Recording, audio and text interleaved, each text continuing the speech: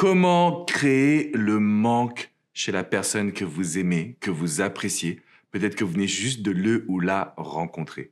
Comment réussir à faire en sorte que cette personne pense continuellement à vous, ait envie de s'investir dans la relation et bien évidemment que vous puissiez bâtir quelque chose de durable et stable. Pour cela, il est nécessaire, écoutez bien ce que je vous dis les amis, il est nécessaire de créer le manque chez l'autre. Pourquoi? Parce qu'en tant qu'être humain, quand on est dans une relation d'acquis, on perd ses sentiments, on perd son attention. Finalement, on perd les petits papillons dans le ventre. Et aujourd'hui, dans notre société, c'est fatal. Vous le savez, s'il y a une personne qui ne vous apporte pas ces petits papillons dans le ventre, si vous ne vous dites pas c'est lui, c'est elle qu'il me faut, il y a un moment donné où malheureusement la relation va s'arrêter. Et pour éviter cette situation, dans cette vidéo, je vais vraiment vous expliquer le processus complet pour réussir à créer le manque chez une personne. Et vous allez voir qu'il y a des actions qui sont contre-intuitives, des actions que je vous demande de réaliser, que vous n'avez pas l'habitude de faire, qui vont vous sembler un petit peu bizarres ou spéciales, et qui, finalement, au début, vous avez peur de les faire. Quand vous regardez mes vidéos, c'est un peu le conseil, ou plutôt la remarque qu'on me fait régulièrement, on me dit « Alex, quand je regarde tes vidéos, au début, j'ai peur de faire ce que tu me recommandes, mais une fois que je commence à les appliquer, c'est vrai que ça fonctionne. » Donc l'objectif, c'est quoi? Vous apporter des résultats. Et par résultat, j'entends réussir à conquérir le cœur de la personne que vous aimez, à créer le manque et bien évidemment, à avoir une relation qui soit épanouissante. Pas seulement d'un soir ou d'une semaine, mais une relation sur la durée.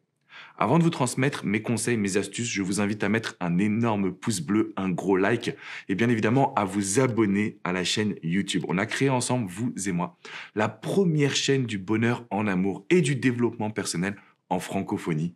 Donc c'est pour ça que je compte sur votre soutien. Comment réussir à créer le manque chez une personne? C'est une question qui est capitale. Comme je vous l'expliquais, tant qu'on ressent le manque, on est investi dans la relation. Prenons le cas d'une situation classique. Un homme que vous rencontrez, un homme qui vous plaît, un homme qui fait chavirer votre cœur. S'il ne se demande pas comment je vais m'habiller, où est-ce que je peux l'amener en soirée, comment je peux la surprendre, s'il n'est pas dans une notion de manque et de questionnement sur comment conquérir votre cœur, il y a un moment donné où la séduction va s'arrêter, que vous le vouliez ou non. Donc ce qu'on va faire dans cette vidéo, c'est mettre l'être humain dans une position d'action. Mettre l'autre personne dans une position de penser à vous, mais en plus de considérer qu'il ou elle doit vous séduire, qu'il ou elle doit s'investir, qu'il ou elle doit vous charmer et donc vous surprendre. Comment ça fonctionne exactement? Parce qu'il faut bien comprendre la notion de manque. Aujourd'hui, en tant qu'être humain, notre cerveau enregistre toutes les informations. C'est un peu comme un disque dur d'ordinateur. Et on a 3 grandes hormones du bonheur, du bien-être. On a la dopamine, la sérotonine et l'oxytocine. On va s'intéresser à ces hormones de manière très large, mais c'est juste pour vous expliquer ce qui se passe. Quand on tombe amoureux, on dit souvent qu'on a un excès de dopamine, qui est l'hormone un peu numéro 1 d'accès au bonheur. Qu'est-ce qui se passe quand on a un excès de dopamine? Eh bien, on a de la joie. Vous l'avez vu dans ma posture, on se tient droit, on est positif, on est heureux, on pense à l'autre. Il y a une sensation de plénitude. Vous la connaissez sûrement si vous regardez cette vidéo. Vous avez cette sensation de vous dire « Peut-être que j'ai rencontré la bonne personne. Peut-être qu'on a un futur commun à vivre. » Ou tout simplement, il y a un truc qui se passe entre nous deux. Eh bien, ce qui se passe à cet instant précis, c'est que votre cerveau va vous envoyer de l'information qu'il souhaite revivre ses émotions. Et donc, c'est comme ça qu'on tombe amoureux. Maintenant, si on replace cette situation chez la personne que vous aimez, vous avez rencontré cet homme ou cette femme. Pour créer le manque, on doit envoyer des shoots, entre guillemets, de dopamine, de sérotonine, d'oxytocine, pour que la personne se dise « Waouh, c'est génial !» J'en redemande, j'en reveux. Avant de vous expliquer comment on fait ça, j'aimerais qu'on parle des erreurs communes. Parce que ça, c'est vraiment un point qui est essentiel. Si vous ne faites pas d'erreur, vous avez 80, peut-être même 90% de chances que la personne que vous aimez ressente un manque puissant. Alors c'est quoi d'après vous les erreurs?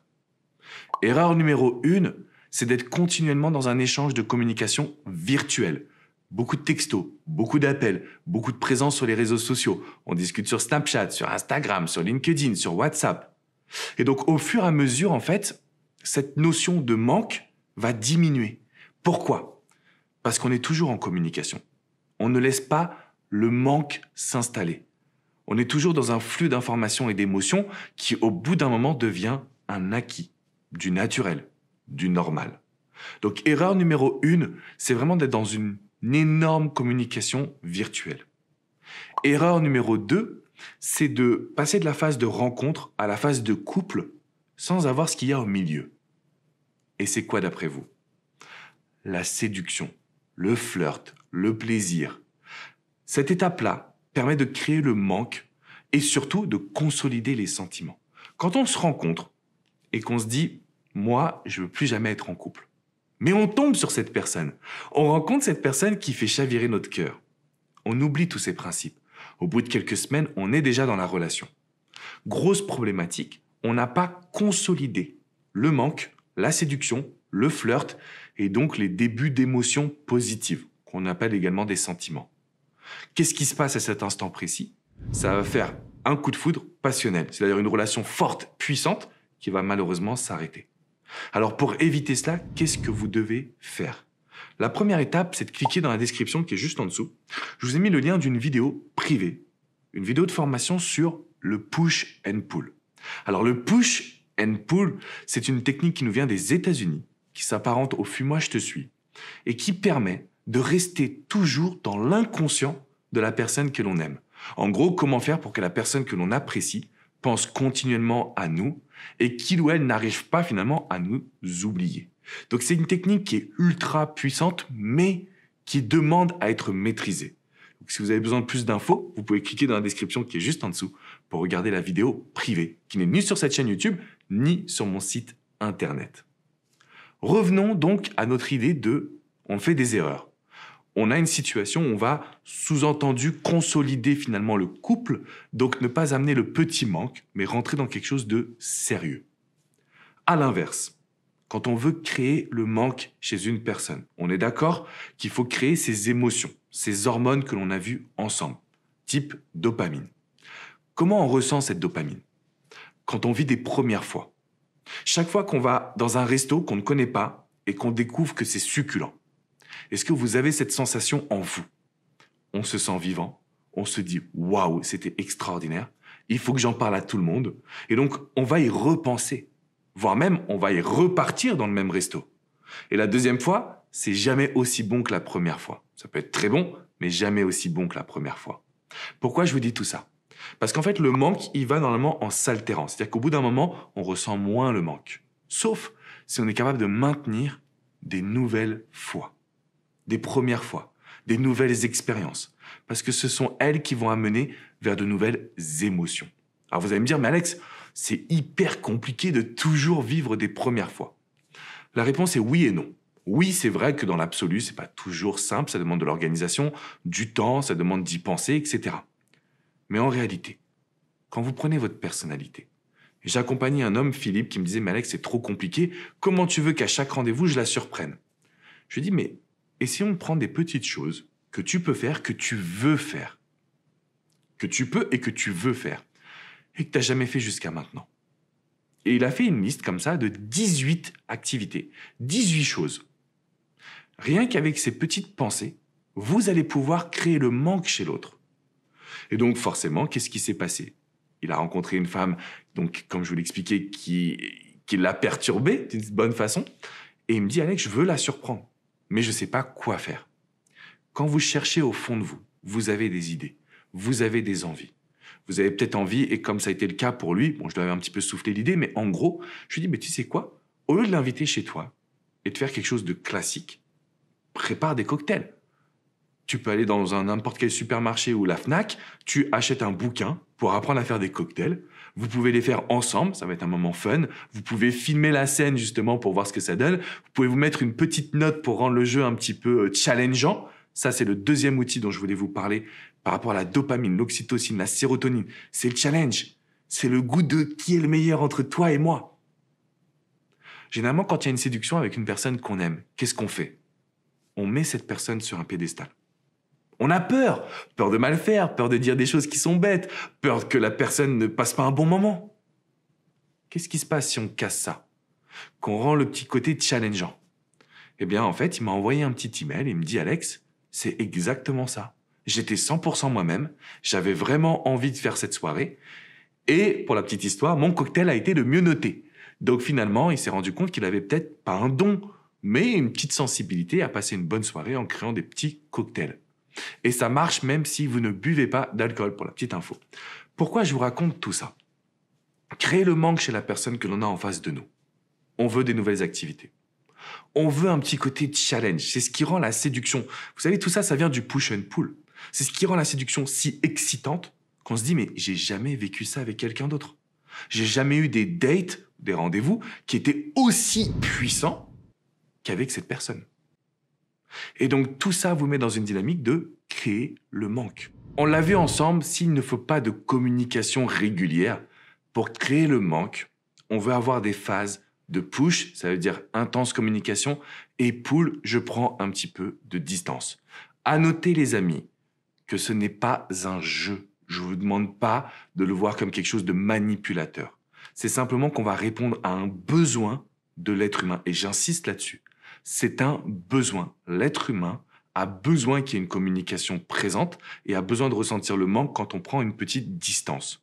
Ça signifie que parfois on va communiquer à fond et puis d'autres fois on va être concentré sur soi. On va aller voir ses amis, on va aller voir sa famille, on va se concentrer sur son boulot, sur ses envies personnelles. Quand vous allez mettre en place ces actions, ça va immédiatement faire réagir la personne que vous avez en face de vous. Donc pour créer le manque, il faut de la nouveauté, il faut du challenge et il faut des phases de communication. On se parle, on prend la distance. On se parle, on prend la distance. Maintenant, je vais retraduire ça en langage de coach parce que souvent, c'est ça qui vous perturbe. On se parle, on prend du temps pour soi. On se parle, on prend du temps pour soi. Parce que sinon, la personne que vous aimez, vous allez lui parler tous les jours, vous allez être accro à cette personne et au bout de 3 semaines, ça fera phase intense d'évolution, plus rien par la suite. Exactement ce que l'on veut éviter. Alors, vous l'avez bien analysé, vous l'avez bien cerné. Aujourd'hui, pour créer le manque chez une personne, c'est possible. Déjà, ça, c'est la bonne nouvelle. Il y a 2 erreurs à éviter et 3 grandes actions à mettre en place. Dans votre phase de séduction, dans votre couple, les amis, ça marche même si vous êtes mariés depuis des dizaines d'années. C'est des processus universels. Ça marche pour les hommes, ça marche pour les femmes. Pourquoi? Parce qu'on se base sur l'être humain. Ce que je vous transmets, ça fonctionne sur n'importe quel être humain. Et c'est ça qui est vraiment essentiel. Alors, comme je vous le disais, si vous avez besoin de plus d'informations, vous pouvez cliquer dans la description pour aller observer cette formation sur le push and pull. Vous avez également l'option de venir sur mon site internet alexandrecormon.com. Vous avez des centaines d'articles qui ont été réalisés, écrits pour pouvoir vous expliquer ces procédés. Et puis, vous pouvez réserver une séance de coaching privée, confidentielle, que ce soit avec coach Jenny, coach Hugo, coach Vladimir ou moi-même. C'est simple, on est là au quotidien pour pouvoir vous accompagner, vous aider et vous montrer que tout est possible. C'est à vous de jouer, c'est à vous de passer à l'action, c'est à vous de créer le manque en mettant en avant votre personnalité. Le simple fait d'être 100% vous-même, ça va augmenter cette notion de dopamine, ça va augmenter ce manque, ce besoin, et le cerveau de la personne que vous aimez va lui en redemander. Un peu comme une personne qui est presque accro ou addict. Parce qu'il ou elle se sentira tellement bien à vos côtés, va tellement apprécier les moments que vous aurez partagés, que finalement, ça va devenir un besoin. Quelque chose qu'il ou elle recherche à fond. C'est à vous de jouer, les amis. Je vous dis à très vite.